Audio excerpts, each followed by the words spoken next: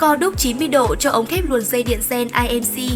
Đây là giải pháp đấu nối và chuyển hướng chuyên dụng, giúp hệ thống ống thép luồn dây điện gen IMC bẻ góc 90 độ một cách chính xác và an toàn tại các điểm khúc cua trong công trình. Sản phẩm được chế tạo từ vật liệu hợp kim nhôm cao cấp, mang lại trọng lượng nhẹ nhưng sở hữu độ bền cơ học và khả năng chịu lực ấn tượng.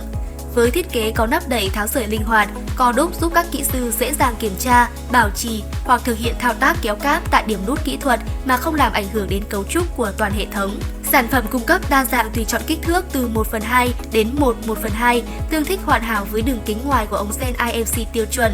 Đây là phụ kiện không thể thiếu để đảm bảo tính thẩm mỹ, sự đồng bộ và khả năng bảo vệ tối ưu cho đường dây dẫn điện tại những vị trí chuyển hướng hẹp, đảm bảo sự an toàn, tính liên tục và tuổi thọ bền bỉ cho hệ thống điện, ngay cả trong môi trường khắc nghiệt.